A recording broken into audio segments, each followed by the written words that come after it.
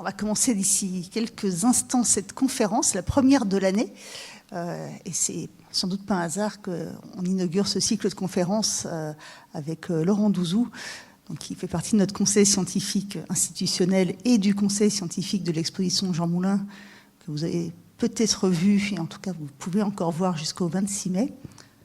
Donc on va attaquer ce cycle de conférences autour de l'exposition Jean Moulin. Vous savez qu'on a l'habitude de faire intervenir nos conseillers scientifiques dans le cadre de la programmation culturelle autour de l'exposition. On va attaquer par la mémoire de Jean Moulin ce soir avec Laurent Douzou, les tribulations mémorielles de la figure légendaire de Jean Moulin. Connaissant Laurent, chaque mot du titre va être analysé dans le cadre de la conférence. Donc on part pour à peu près 1 heure de conférence et des échanges qui vont durer le temps qu'il faudra pour si vous avez des questions à poser. Et j'ai oublié bien sûr de vous souhaiter une très bonne année 2024 qui sera une année importante pour nous évidemment puisque c'est une année hautement commémorative. Merci.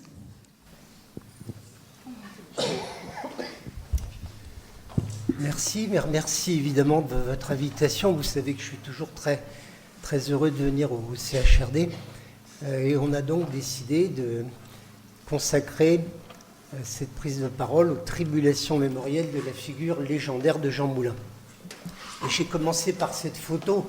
Je ne pouvais pas faire autrement parce que quand on dit Jean Moulin, on a immédiatement, tous autant qu'on est, même si on a une inculture historique crasse, cette figure qui vient à l'esprit.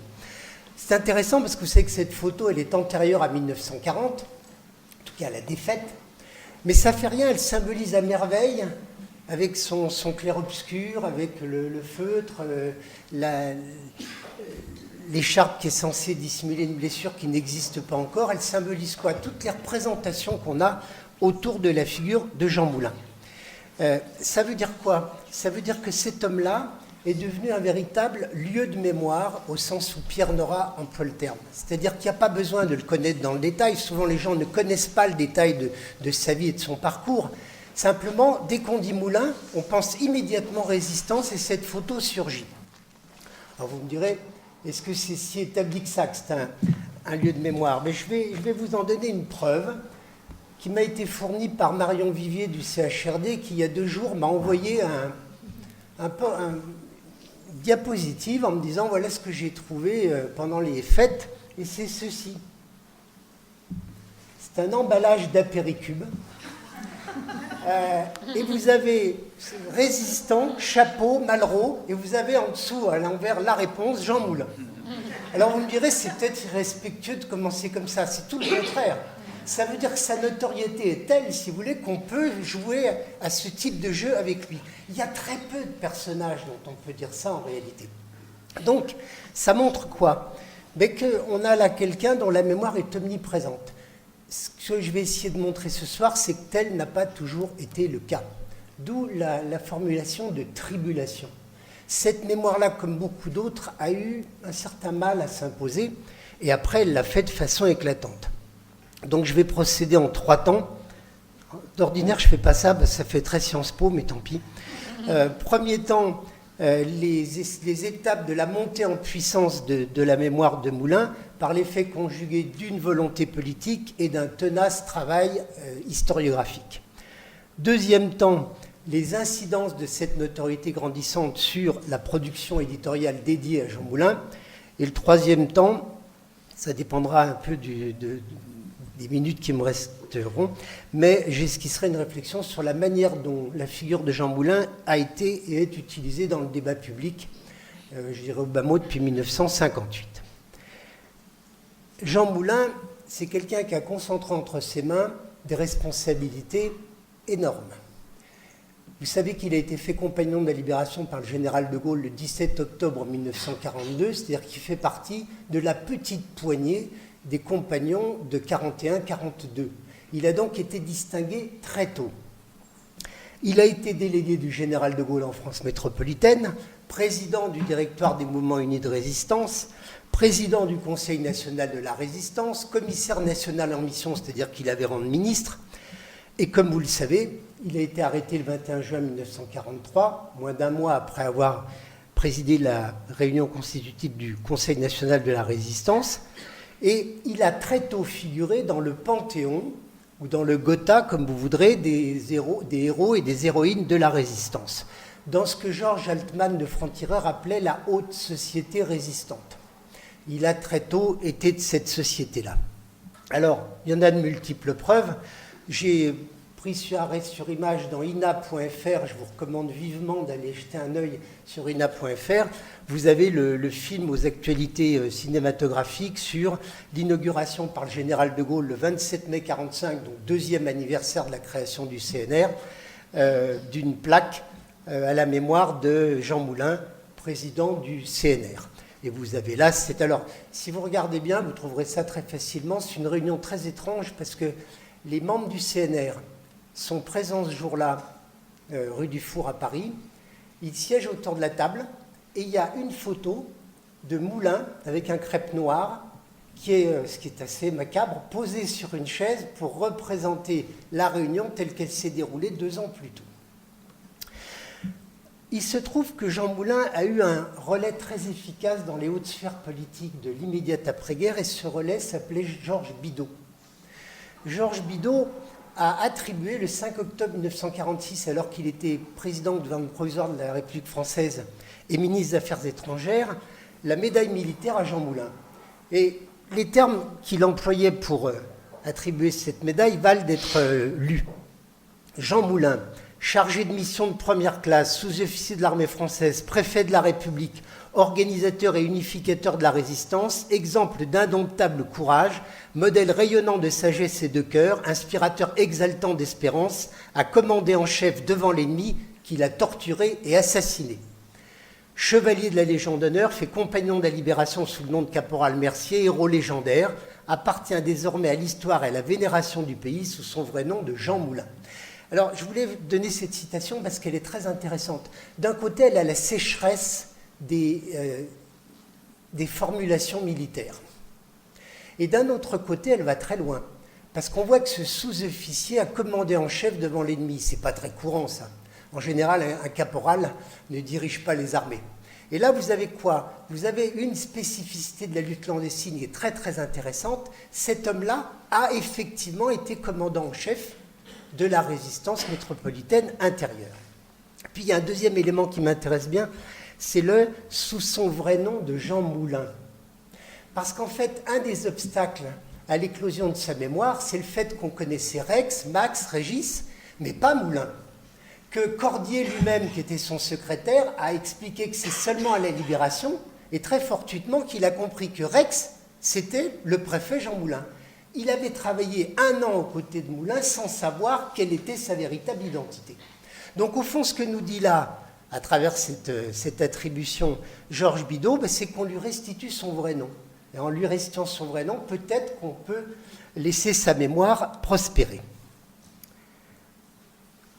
Mais le lendemain de cette attribution d'une médaille, Georges Bidault va à Béziers, ville natale de Moulin, et il prononce un discours. Et voilà, alors je vous ai mis la référence parce que le discours dans son entier est très intéressant. Voilà ce qu'il dit. Pour combien de Français l'impérissable figure de Jean Moulin était-elle jusqu'ici, sinon inconnue, du moins incertaine, car il est resté clandestin jusque dans la gloire. Sa célébrité souterraine ne portait pas son nom, et même la première consécration de son martyre dut s'appliquer à une identité imaginaire. Nous restituons aujourd'hui seule consolation à notre deuil, cette gloire amplement moissonnée au fils d'Antoine Moulin, au frère de Laure Moulin, à Jean Moulin, disparu et présent. C'est quand même un texte assez magnifique. Alors, vous me direz, mais Bidault, en faisant ça, n'est pas biographe. Moi, j'ai parlé de la concrétion de cette mémoire. Il n'est pas biographe, mais il se trouve que Georges Bidault était agrégé d'histoire et de géographie. Il n'était pas de 1925, il avait même été reçu premier, le deuxième de cette agrégation d'histoire de 1925 étant un certain Pierre Brossolette. Vous voyez, c'était des promotions qui avaient de l'allure. Bon, donc, il était historien, il avait la méthode historique. Et vous voyez, là aussi, si vous regardez bien ce texte, il y a quand même cette idée de célébrité souterraine.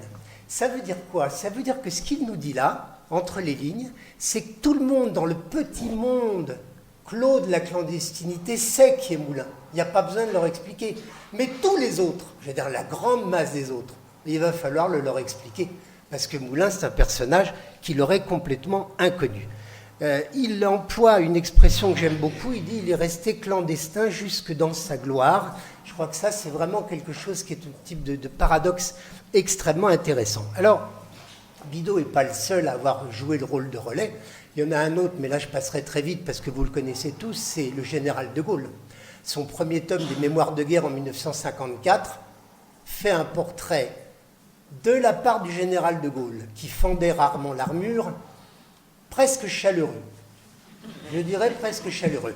C'est pas débordant, mais quand même, il rend hommage, un vibrant hommage à cet homme-là qui a été un de ses subordonnés. Il y a eu d'autres éléments qui ont montré que cette mémoire-là vivait. Je vous donne l'exemple en 1948 du monument qui a été érigé à Chartres en l'honneur du préfet Laure Lamoulin, préfet jusqu'à sa révocation par le gouvernement de Vichy en novembre 1940. Eh bien, en 1948, on érige un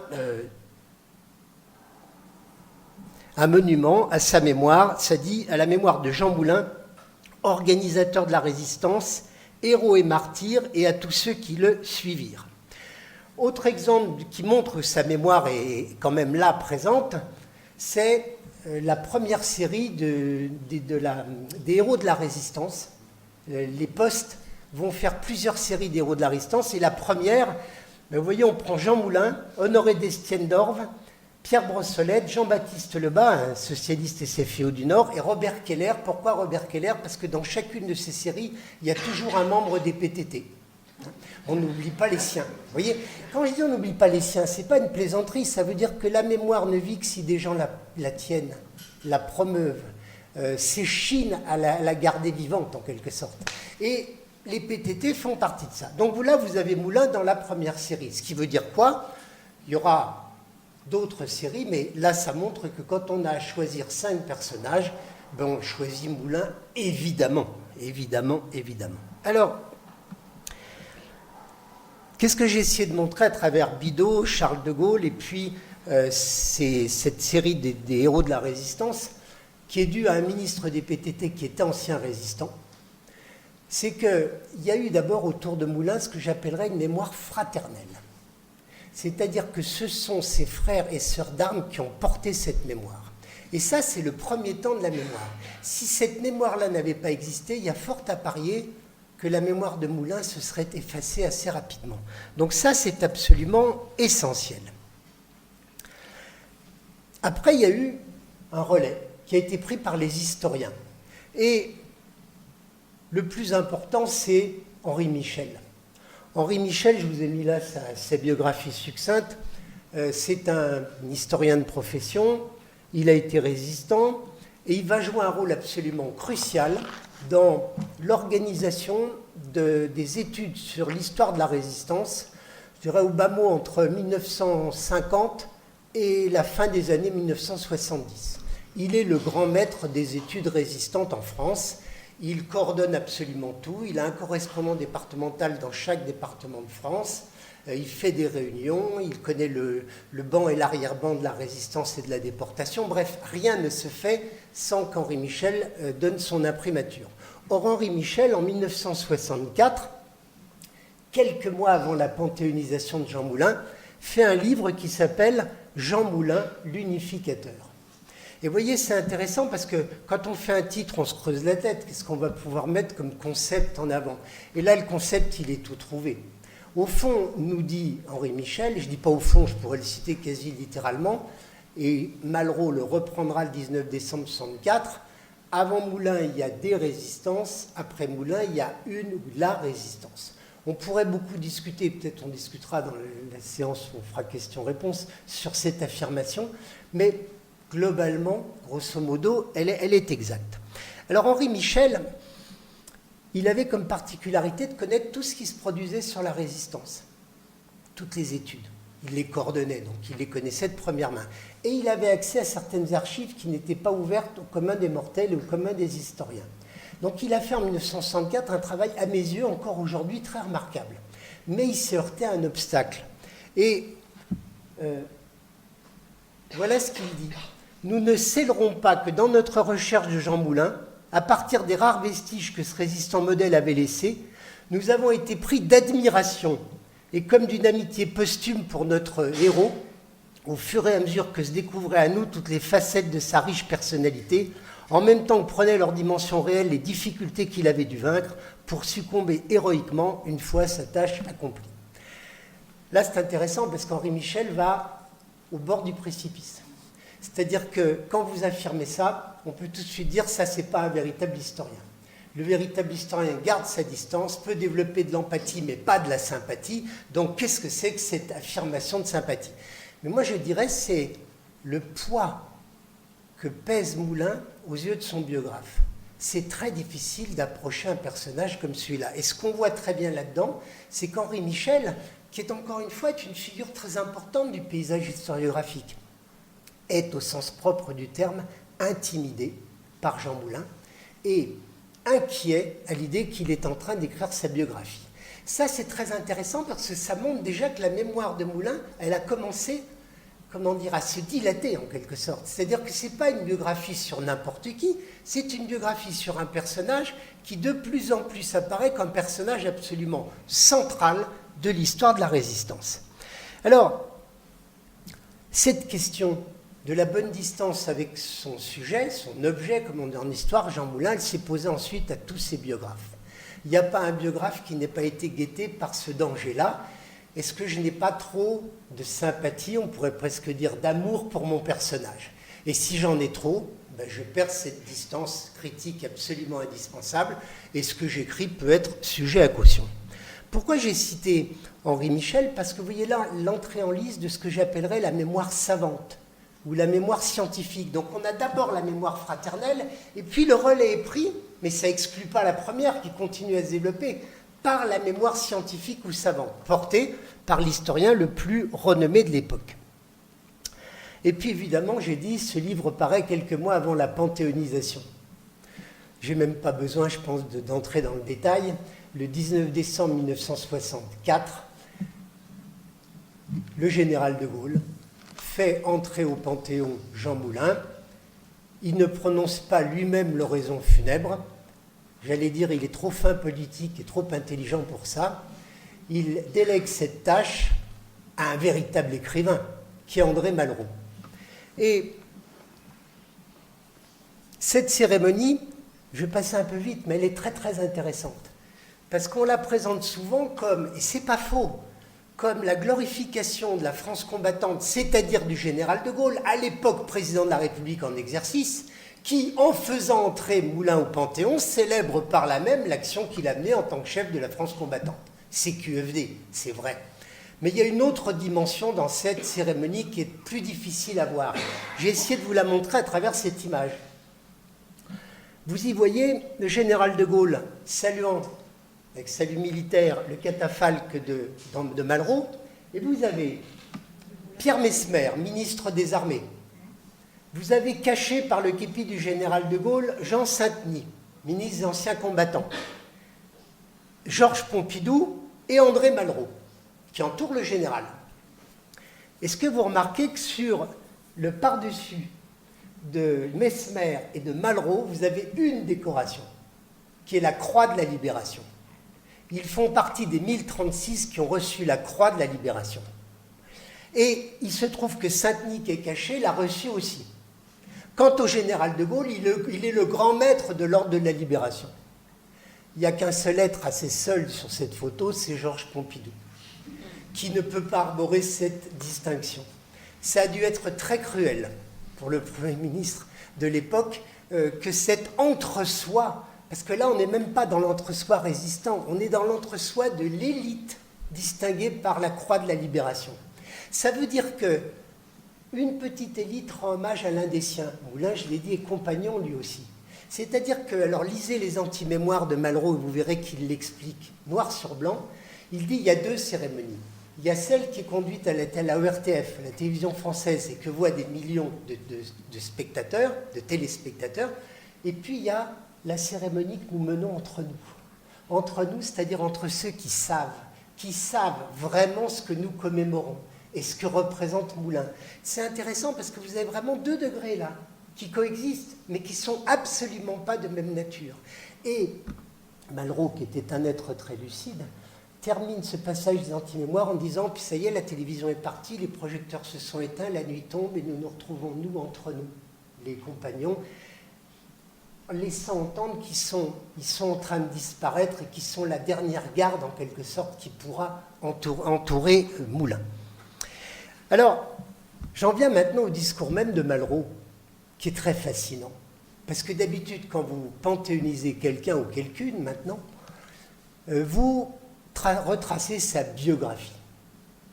Or, Malraux commence son oraison de la façon suivante. Monsieur le Président de la République, alors je vous ferai remarquer qu'il y a là tous les corps constitués. Le corps préfectoral dans son entier, le Conseil d'État, la Cour des comptes, etc. En principe, quand vous faites une déclaration comme ça, vous commencez par dire Monsieur le Président de la République, Monsieur le Premier ministre. Non, non, là il y a un interlocuteur, Monsieur le Président de la République, le général de Gaulle, c'est tout. Lequel général de Gaulle est à la tribune, vous l'avez vu en uniforme militaire, des chaises ont été disposées sur cette tribune pour que les dignitaires s'assoient. Le général de Gaulle ne s'asseyant pas, toute cette brave cohorte va être obligée de rester debout tout le temps. Il y a des hommages qui sont dus, si vous voulez, quel que soit votre rang. Bon. Mais ce qui est intéressant, c'est l'exorde. Voilà donc plus de 20 ans que Jean Moulin partit par un temps de décembre sans doute semblable à celui-ci pour être parachuté sur la terre de Provence et devenir le chef d'un peuple de la nuit. Sans la cérémonie d'aujourd'hui, combien d'enfants de France sauraient son nom? Il ne le retrouva lui-même que pour être tué, et depuis sont nés 16 millions d'enfants. C'est fascinant, vous retrouvez cette histoire du nom. Vous voyez, c'est intéressant, ça hante les anciens résistants. C'est-à-dire, il dit, au fond, cette cérémonie, elle permettra à tous de connaître le nom de Moulin. Et il a raison. Je dirais, il a raison contre toute attente. D'habitude, quand on fait entrer quelqu'un au Panthéon, on le tue une deuxième fois. Je veux dire par là, qui est capable de citer plus de 5 ou 10 noms de ceux qui sont ou celles qui sont au Panthéon? Franchement, je vous assure, pas beaucoup de gens. Et c'est normal. Hein. C'est ce que Mona Ozouf appelait l'école normale des morts, le Panthéon. Bon.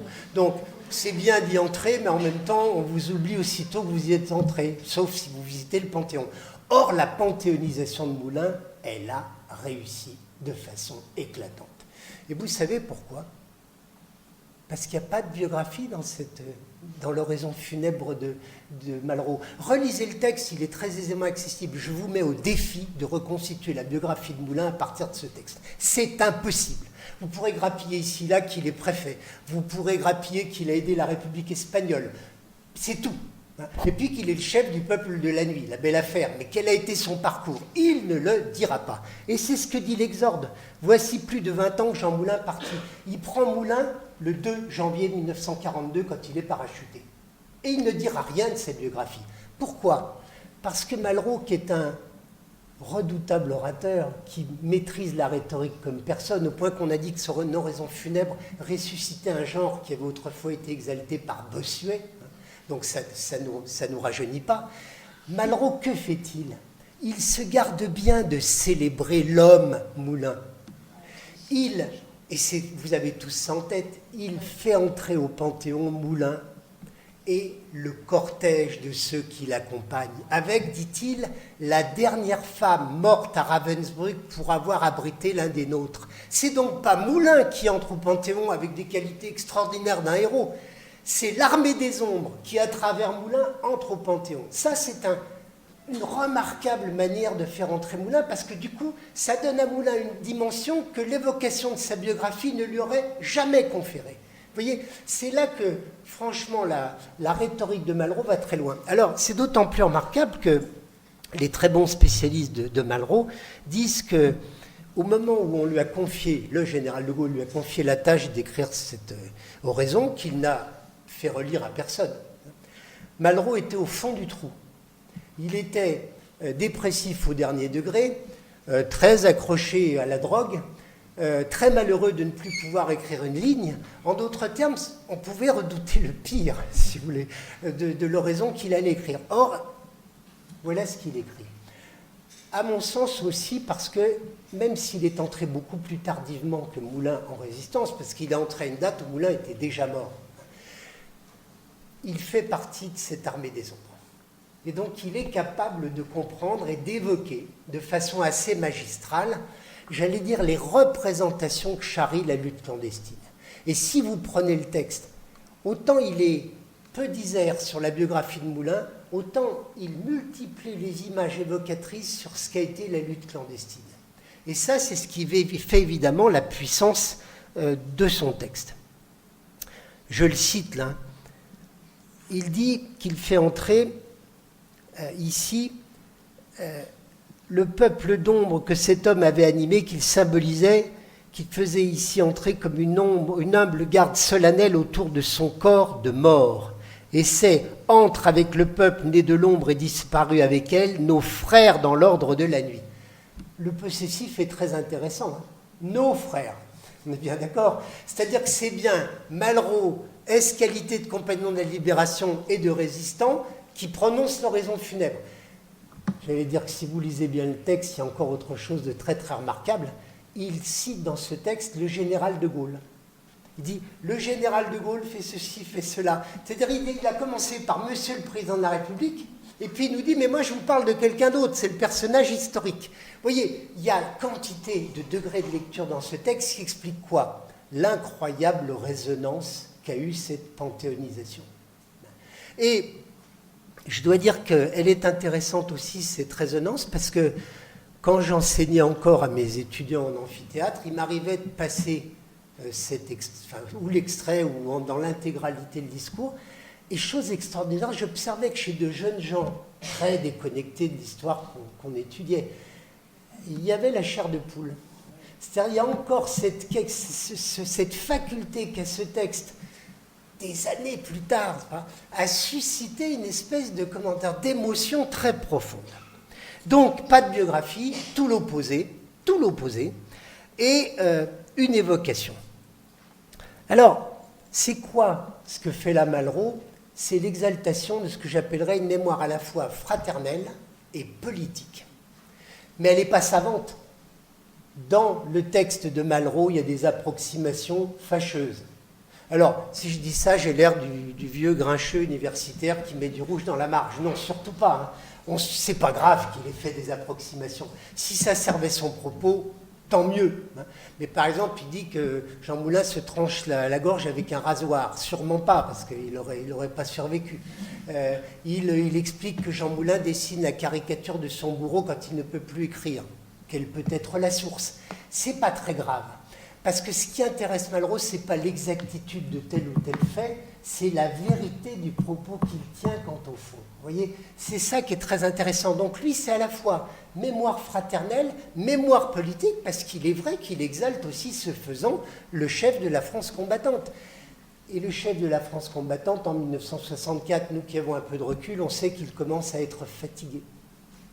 On sait qu'il y a quelques signes précurseurs d'une érosion de son pouvoir et de son image. Il y aura la présidentielle de 65, vous me direz, il est élu dans les conditions qui raviraient n'importe qui aujourd'hui. D'accord, mais enfin quand même, c'est pas aussi glorieux que ce à quoi il s'attendait. Il y a les législatives assez poussives de 67, et puis il y a l'explosion de 68. Alors évidemment, quand on regarde ça a posteriori, ça paraît évident, c'était écrit dans le marbre. Non, en 64, pour le 20e anniversaire de la libération de 1944, le général de Gaulle est à son zénith, en quelque sorte. Et Malraux célèbre ça, célèbre la dimension hors norme de cet homme. Alors maintenant, j'en viens à un autre type de mémoire, qui est tout à fait capital. C'est ce que j'appelle la mémoire familiale, au sens strict du terme. C'est-à-dire que la figure d'un résistant ou d'une résistante, quand il est mort pendant la clandestinité, ne peut pas perdurer s'il n'y a pas des porteurs ou des porteuses de mémoire. C'est-à-dire des gens qui, contre vents et marées, essaient de rappeler qu'un tel a fait telle chose, que ces dates sont ceci, cela, enfin qui fait un travail sur lui. Et c'est le cas de Laure Moulin. Laure Moulin, la sœur de Jean, je vous ai mis ces dates pour la situer, publie en 1969 un Jean Moulin, qui est très intéressant, parce qu'elle n'a pas le point de vue d'Henri Michel. On dirait qu'est-ce qu'elle apporte à ce qu'a écrit Michel. Mais Michel, il a focalisé sur Jean Moulin, l'unificateur de la résistance. Donc il est passé très très vite sur les années de jeunesse, sur le bambin, j'allais dire, puis l'écolier, puis le lycéen, puis celui qui fait son droit. Ça l'intéressait moyennement, il n'a pas fait de recherche poussée. Elle sait de première main ce qu'ont été ces années. Donc, elle ne répète pas Michel, elle le décline, elle l'approfondit. Et on pourrait dire, mais alors elle avait une sympathie débordante pour son frère. C'est le moins, ça on ne peut pas vraiment le lui reprocher, mais elle a quand même une assez belle capacité de distanciation. C'est-à-dire qu'elle dit Jean, quand elle parle de lui, donc c'est bien de son frère qu'elle parle et c'est sur lui qu'elle écrit, mais en même temps, elle essaie quand même de nous donner à voir ce qu'il était, avec ses qualités, ses petits défauts. Vous aurez noté que sur la couverture de ce livre, il y a en préface le discours de André Malraux. Vous voyez, c'est intéressant parce qu'en 69, et déjà le discours a marqué de son empreinte tout ce qu'on ne dira jamais sur Moulin. Et c'est un plus commercial que de dire qu'on peut trouver cette préface dans le livre, qui pourtant vaut largement sans la préface. Alors, je disais qu'elle a mené un travail important sur la jeunesse. Elle a aussi mené un travail incroyable sur la période qui suit l'arrestation de Caluire, 21 juin 1943. Vous savez qu'il est arrêté le 21 juin, vous savez qu'il décède probablement le 8 juillet 1943 en gare de Metz dans un train qui l'emmenait vers Berlin. Mais qu'est-ce qui se passe dans l'entre-deux? On ne le savait pas, c'était très difficile. Elle a mené un travail de bénédictine avec Antoinette Sasse, qui était une amie très proche de Moulin, pour essayer d'éclairer les circonstances de son arrestation, de la torture qu'il a subie, de ce qui s'est produit ensuite jusqu'à sa mort. Et là, elle éclaire vraiment la fin, les derniers jours de Moulin, qui, comme vous le savez, ne sont pas du tout un point de détail, parce que cette histoire-là a enflammé et enflamme encore les imaginations. Que des livres, souvent très médiocres, mais peu importe, écrits sur Caluire, que d'hypothèses échafaudées, parfois parmi les plus folles et les plus alambiquées, mais pour essayer de tirer les marrons du feu, de comprendre enfin ce qui s'est passé. Mais elle, je trouve qu'elle a une distance qui est assez remarquable, c'est-à-dire qu'elle établit un certain nombre de faits, on lui doit beaucoup. D'autres, ensuite, iront plus loin, mais franchement, en 1969, ce qu'elle écrit là est très remarquable. Alors, je disais, une mémoire qui porte son frère, elle n'est pas la seule de son espèce. Gabrielle Ferrière a écrit une biographie de Jean Cavaillès. Jean Cavaillès, c'est un magnifique résistant qui a été cofondateur du mouvement de résistance Libération en zone sud, puis qui a été nommé à la Sorbonne en 1941 et qui a été dirigeant du mouvement de libération de zone nord, qui a trouvé que dans le mouvement de libération de zone nord, on faisait trop de propagande et qui a créé un réseau de renseignement et d'action qui s'appelait Corse, qui a été arrêté en août 1943 et fusillé en avril 1944 à Arras. Il est compagnon de la libération. Sa sœur écrit un livre, Jean Cavaillès, qui cherche à perpétuer sa mémoire. Mais ce qui est intéressant, c'est qu'elle y arrive relativement bien, c'est-à-dire que le livre est lu, le livre existe encore, on peut le lire, il est très remarquable parce qu'il donne des informations que seule une sœur peut donner. Par exemple, moi je suis fasciné par ce qu'elle raconte à un instant, elle dit, il était donc en poste à la Sorbonne, professeur de philosophie. Entrée premier rue d'Ulm, enfin moi je ne vous fais pas, tout ça va de soi bien entendu. Donc il est à la Sorbonne et il enseigne. Bon, et moi je sais que par ailleurs il est résistant. Mais quand je lis sa sœur, alors je lis quelque chose de fascinant. Elle dit, j'aimais bien aller voir mon frère chez lui. Mais mon frère était un homme assez solitaire, il n'aimait pas qu'on le dérange, et donc j'allais taper à sa porte le matin, il m'ouvrait de mauvaise grâce, puis il me bafouillait 2 mots, il se rasseyait derrière son bureau, il se mettait au travail. À quel travail? Ses recherches, c'est un spécialiste de philosophie mathématique, ses cours, qui continue à professer en Sorbonne, et elle dit, quand arrivait midi pile, il refermait ses cahiers et partait faire son activité clandestine. Vous voyez, ça c'est intéressant parce que nul autre qu'elle ne peut nous donner ce témoignage-là. Et cette partition du temps, 24 heures, elle est inimaginable. Quand on sait ce que ça suppose d'efforts, de mémoire, de précaution que d'avoir une activité de chef de réseau, pouvoir faire ça tout en étant par ailleurs en dispensant des cours qui étaient très courus à la Sorbonne, en écrivant des livres transfinis et continus, 1941, qui sont très remarquables. Je dis qu'ils sont très remarquables. Je me vante, j'ai essayé de le lire, l'exergue est en grec ancien. Donc tout de suite vous êtes calmé et je dirais que la première page aussi vous refroidit instantanément. C'était un vrai savant. Mais ce que je veux dire par là, c'est voilà ce que c'est qu'une mémoire familiale, une mémoire fraternelle, alors au sens strict du terme, de sororité comme vous voudrez, c'est tout à coup éclairer un personnage et surtout essayer de l'empêcher de sombrer dans l'oubli. Alors il y a d'autres, je pourrais vous donner quantité d'autres exemples, mais par exemple Gilberte Pierre Brossolette. Elle a porté à bout de bras la mémoire de son mari Pierre Brossolette, qui, comme vous le savez, s'est jeté du 5e étage de l'avenue Foch à Paris le 22 mars 1944 parce qu'il était abominablement torturé, qu'il pensait probablement qu'il ne pourrait pas résister plus longtemps. C'est un pur héros de la France combattante. Eh bien, Gilberte Brossolette a tenu, là aussi, à écrire un livre sur Pierre Brossolette, qui a eu un grand écho. Elle était conseillère de la République, c'est-à-dire sénatrice sous la 4e République, et elle s'est battue bec et ongle pour que la mémoire de Brossolette soit célébrée, alors inauguration d'une plaque ici, d'une rue... Tout ça est très important, ça a l'air anecdotique, mais ça ne l'est pas.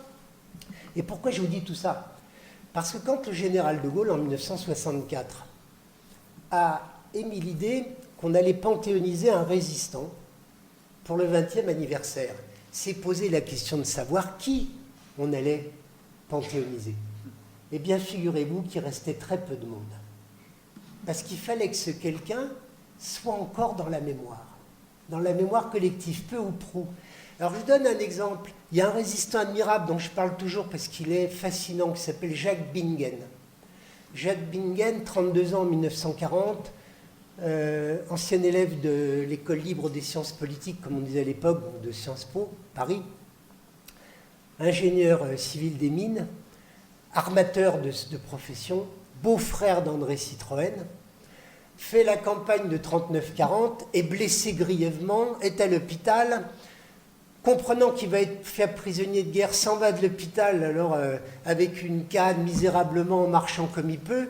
Comme il est armateur, réussit à trouver un bateau qui va pouvoir l'emmener où? Pas à Londres, ce serait trop simple, à Gibraltar. Et à Gibraltar, 6 juillet 1940, il écrit une lettre aux autorités britanniques pour leur dire, mot pour mot, hein, et elle est en anglais, mais elle dit ceci: j'ai quitté la France, j'ai quitté tout ce que j'avais, je n'ai plus un sou en poche, je ne sais pas si je reverrai un jour ma famille et mes amis, mais je suis libre dans un pays libre et cela compte plus que tout. Ouais, bon. 1940, juillet 40, il faut quand même le faire. Il arrive à Londres. Le général de Gaulle demandait à toute personne qui arrivait aussitôt, que faites-vous dans le civil? Et Bingen lui dit, je suis armateur. Le général de Gaulle, très bien, vous allez diriger la marine marchande de la France libre. Ce qui était un poste éminent, hein, parce que ce n'est pas une petite affaire de faire, dans cette période-là, de faire naviguer les paquebots, de les armer, etc. Bon, Bingen accepte, et il fait ce travail jusqu'en 1942. Et aux archives nationales, on a des dossiers épais comme ça qui montrent l'activité qu'il déploie. Mais en 1942, il n'en peut plus. Et il dit au général de Gaulle, je suis venu pour me battre, donc je veux être affecté à la France combattante. Et il est affecté au Bureau central de renseignement et d'action, service secret de la France libre. Et là, il est affecté à la direction de la section non militaire.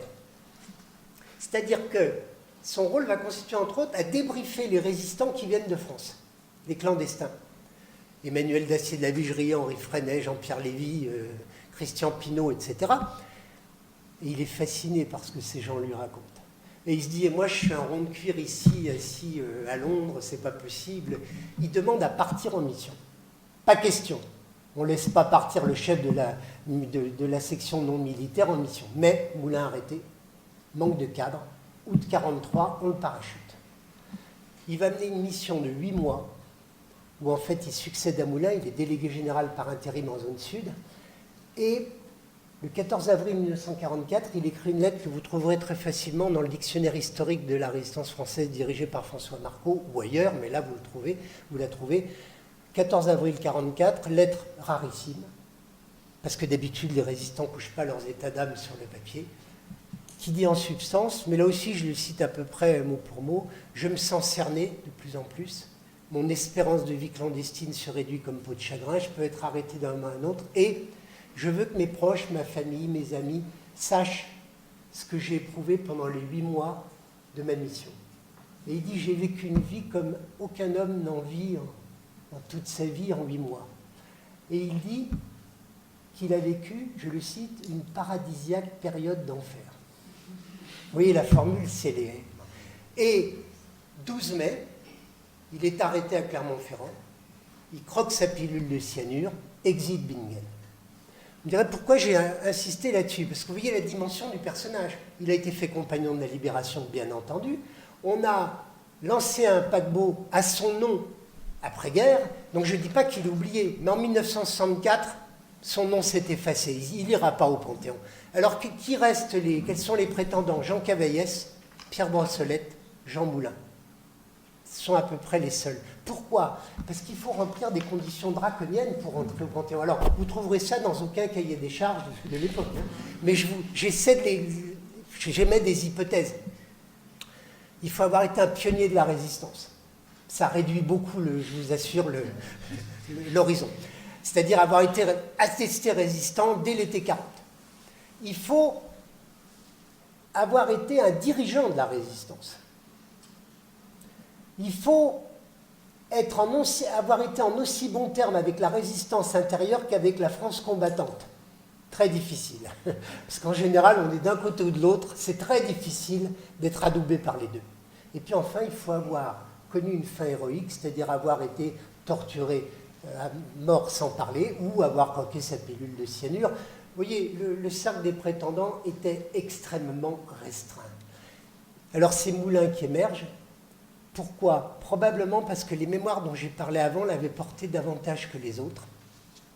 Il y a une autre raison. Moulin était un subordonné, on peut risquer ce terme, parfaitement loyal du général de Gaulle. Moulin n'a jamais émis la moindre critique contre le général de Gaulle. Pierre Brossolette a eu l'imprudence en novembre 1942 de lui écrire une lettre au vitriol, en lui disant « Vous n'écoutez personne, vous n'en faites qu'à votre tête. » Le général de Gaulle n'était pas homme à oublier une lettre comme celle-là. Donc quand il a fallu trancher, cette lettre-là, elle a dû peser dans la balance.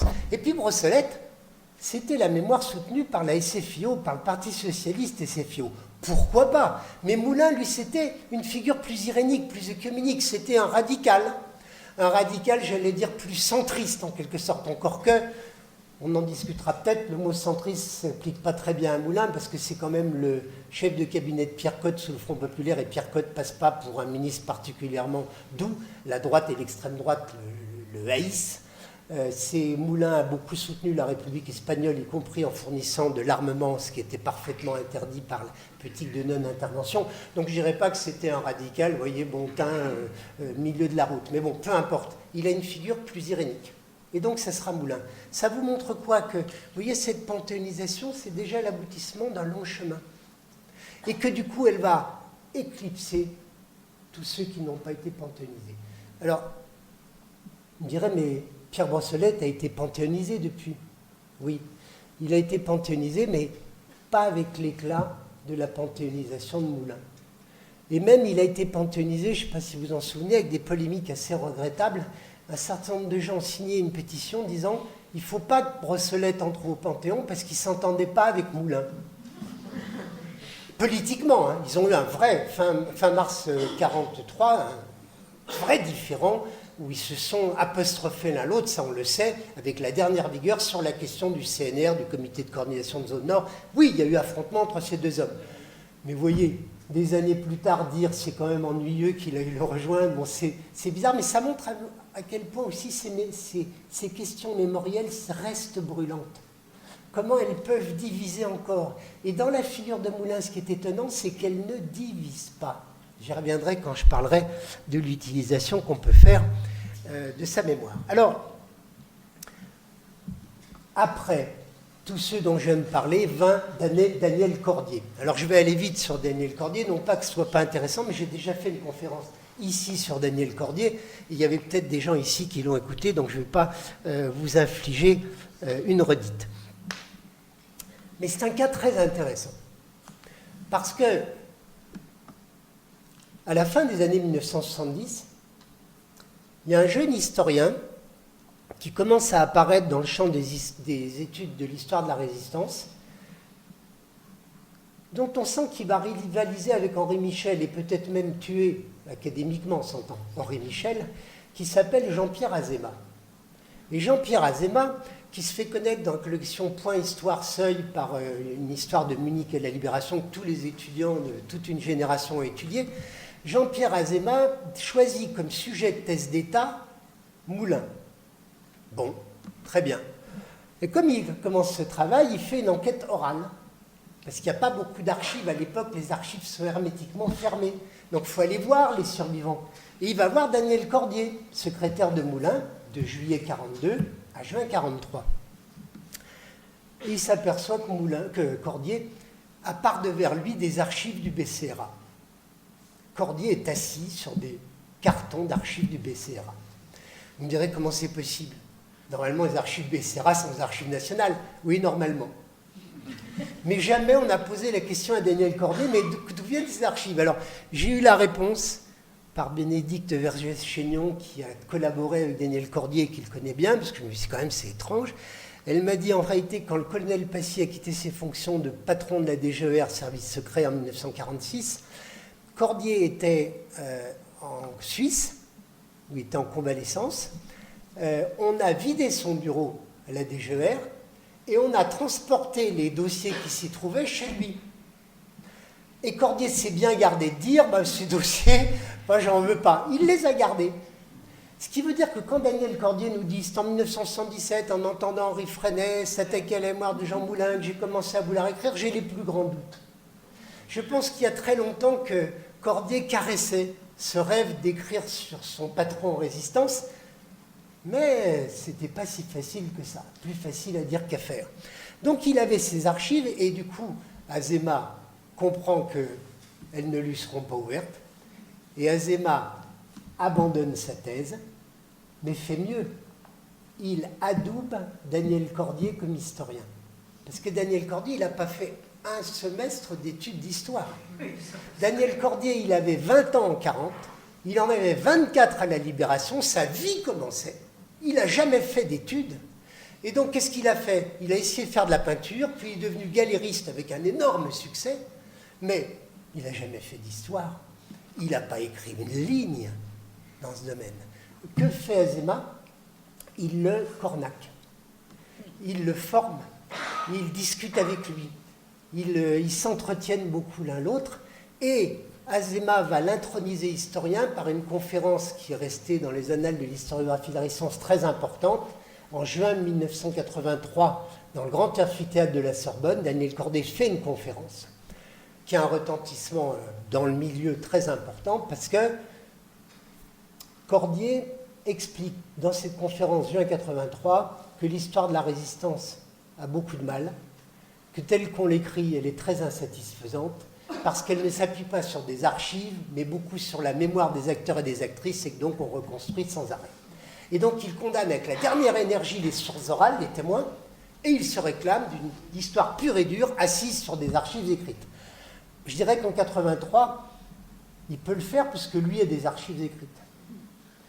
Quand, comme c'est mon cas, on commence sa thèse en 1984 et qu'on n'a accès à aucune archive, il faut bien aller voir des témoins, parce qu'autrement, on est pauvre comme Job. Mais ça ne fait rien. Cordier va commencer donc son travail. C'est un travail énorme qu'il va fournir. Je vous ai mis là ses publications. Il y a 3 salles. La première, c'est une étude, donc, celle de la journée d'études à la Sorbonne, 83. Puis ensuite, en rafale, Jean Moulin, l'inconnu du Panthéon, 3 tomes. Ces 3 tomes font 5000 pages, à peu près. 5000 pages, vous remarquerez, pour amener Moulin au seuil de sa mission. C'est-à-dire qu'on fait 5000 pages et on arrive le 2 janvier 42. Et Cordier dit, il y en a 3 autres à venir. Jean-Claude Lattès, son éditeur, jette l'éponge. C'est pas possible.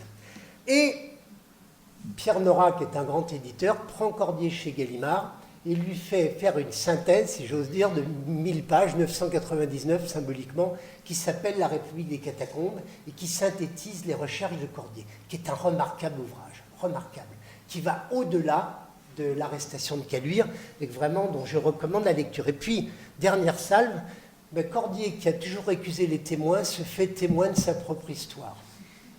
Et il écrit Alias Caracalla, qui a un succès immense, vous l'avez peut-être lu, enfin, c'est vraiment un grand succès de librairie, ensuite porté à l'écran, et puis il va écrire d'autres ouvrages, je passe, il y en a même un qui est annoncé en 2024, deuxième ouvrage posthume, Après la victoire en pleurant.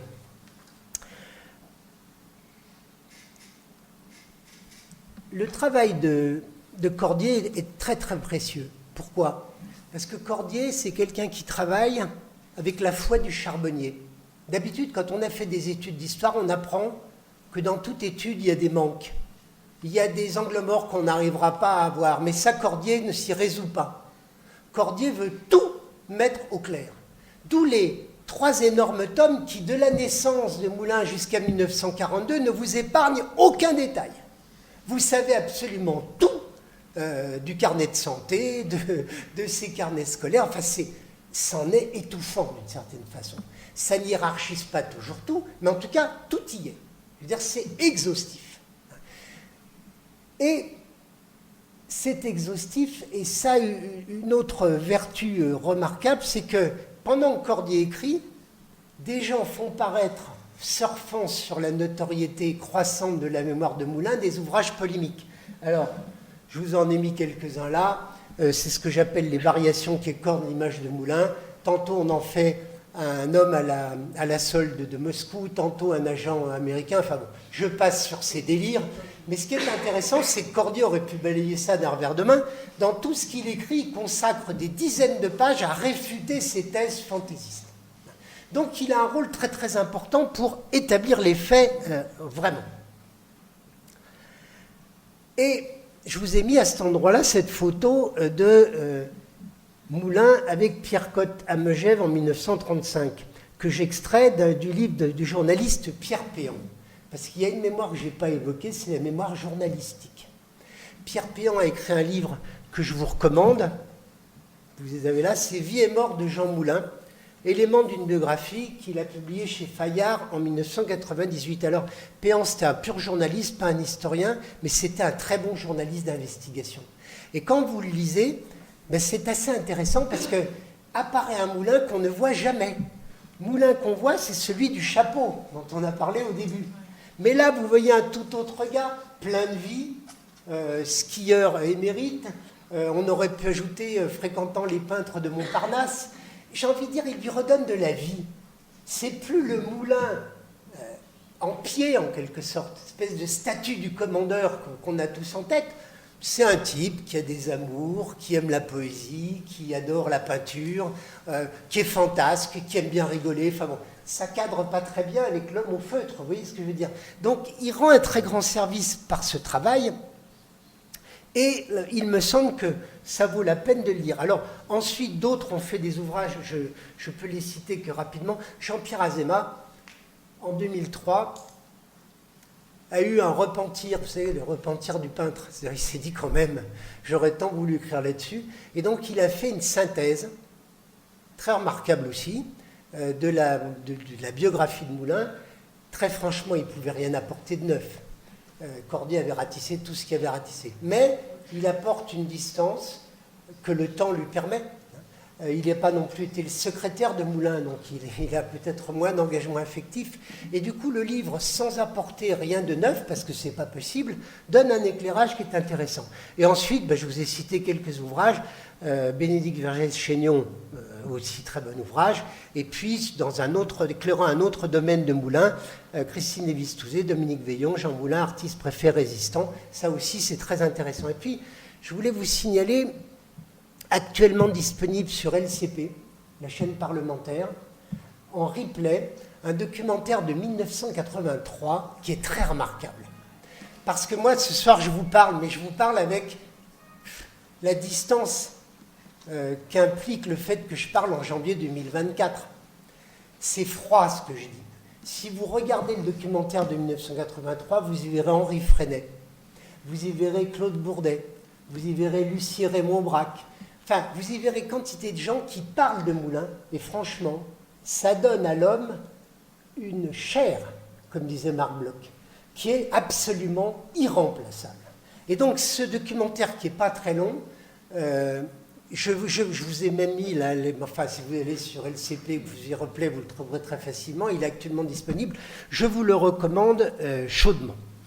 Alors, je ne vais pas faire plus long, et j'en viens au débat public en 5 minutes.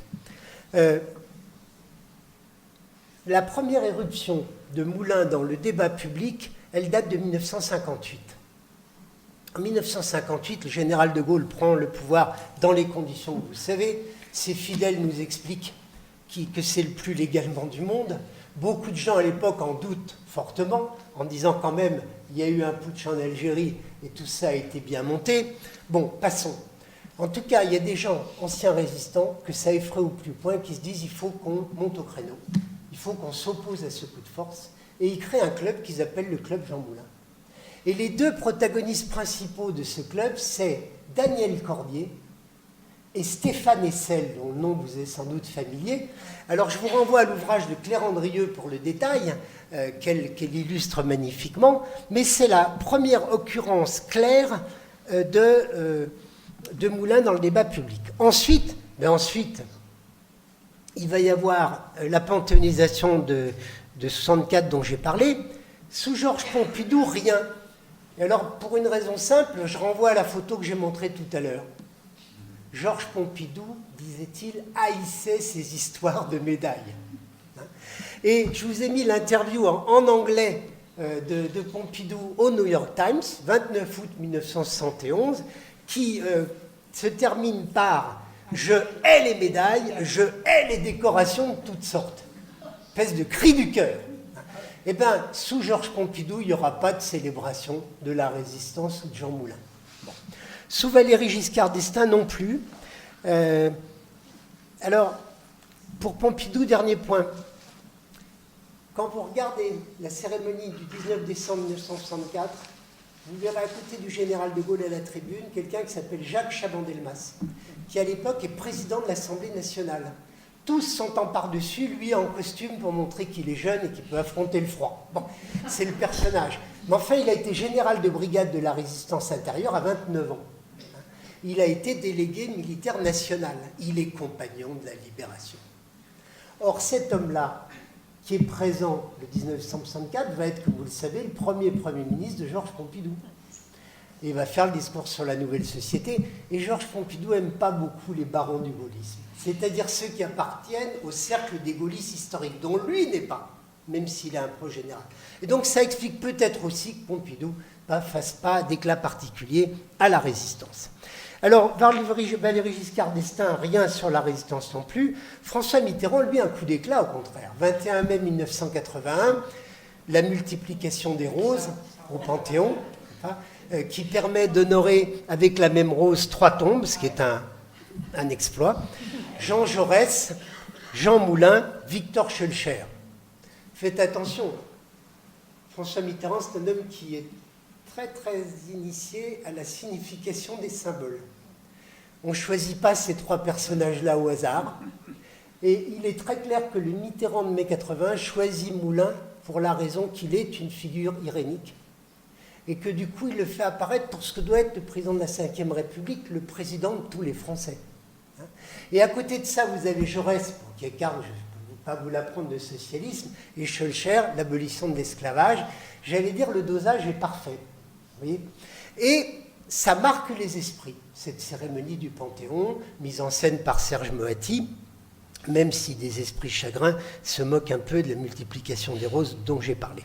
Et puis surtout du fait que ça met en lice un seul homme qui apparaît comme une sorte d'homme, Dieu descendu sur terre, d'une certaine façon. C'est-à-dire, il fend la foule en remontant la rue Soufflot, puis pénètre seul dans cet immense bâtiment. Au fond, le bâtiment est presque trop petit pour sa personne.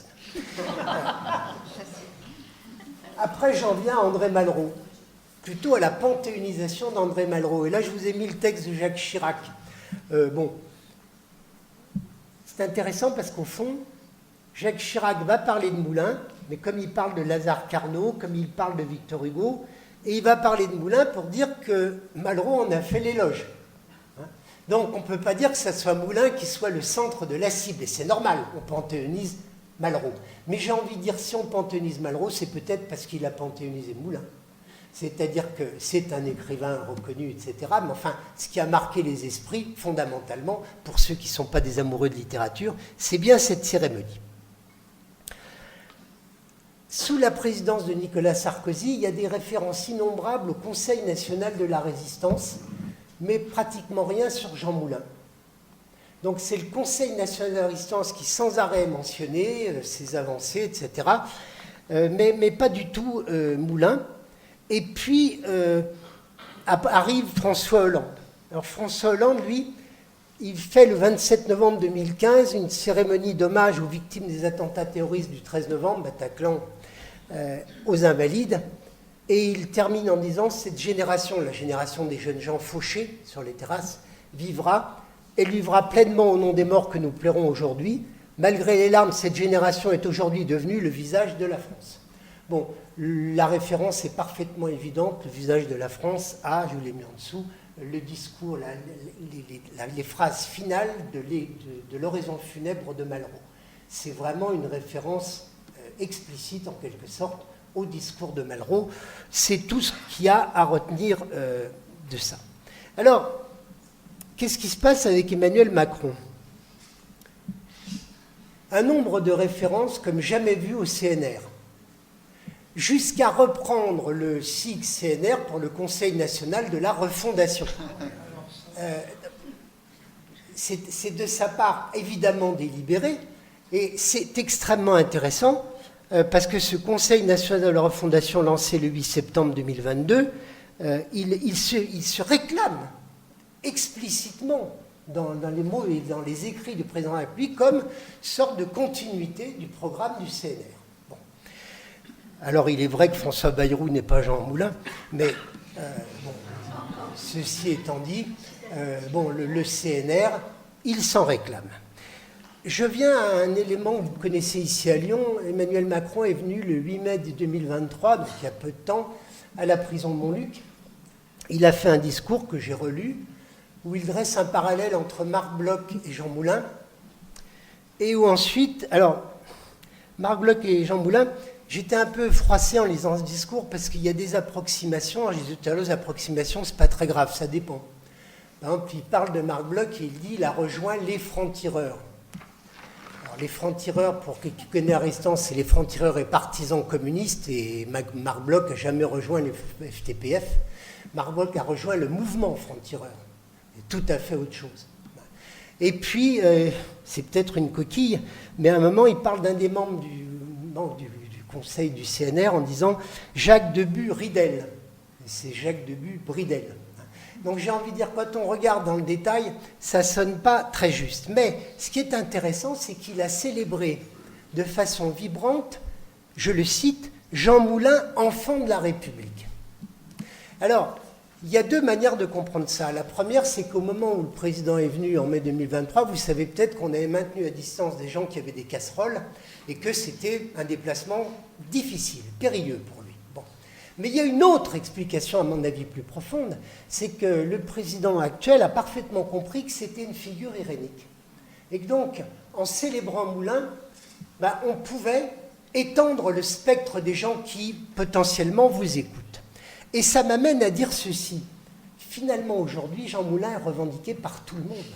Vous ne trouverez personne sur l'échiquier politique qui vous dise « Oh, il y a à dire, on n'est pas sûr que… » Même les accusations qui ont longtemps eu cours sur Jean Moulin, crypto-communiste, etc., qui ont été les plus vivaces, sont aujourd'hui paroles mortes. Il est devenu une icône irénique, et donc, j'allais dire que sans réclamer ne constitue pas une vraie originalité. L'enjeu pour moi, c'est plutôt se réclamer du programme du CNR. Ça, c'est plus difficile et ça présente plus de risques politiques. Et alors, je voudrais dire que du coup, il y a un risque que la figure de Jean Moulin, puisqu'elle est devenue adoptée par tous, ne devienne une figure lisse, sans aspérité, le héros parfait. Et là, je ne résiste pas à l'envie de vous montrer ce qu'un petit-neveu de Jean Moulin, qui s'appelle Gilbert Benoît, m'a communiqué il n'y a pas longtemps. Il a demandé à ChatGPT qui est Jean Moulin. Et il a eu cette réponse. Et cette réponse, je n'ai pas le temps de vous la lire dans le détail, mais elle est intéressante parce qu'elle est globalement assez vraie. Mais par exemple, vous avez en 1942, il a été nommé par le général de Gaulle comme président du Conseil national de la résistance, unifiant ainsi, etc. Bon, non. En novembre 1941, il a reçu une mission pour partir tout de suite en France. Il n'y avait pas d'avion, il a attendu. Le 2 janvier 1942, il a été parachuté blind, sans comité de réception. Il a mis 10 mois péniblement à rassembler les 3 mouvements de zone sud. Ça a été très difficile. Quand ça a été fait, il est reparti à Londres, février-mars 1943, revenu le 19 mars avec une nouvelle mission, il faut créer le CNR. Il a créé le CNR. C'est un travail de chien qu'il a dû faire. Donc cette phrase, il a été nommé comme président du Conseil sur le plan historique, est aberrante. Ça ne fait rien, grosso modo, elle n'est pas totalement fausse. Mais j'ai envie de vous dire, et je terminerai là-dessus, pour nous, c'est pain béni de ChatGPT. Parce que tant qu'il y aura des choses comme ça, les historiens auront leur raison d'être. Je vous remercie.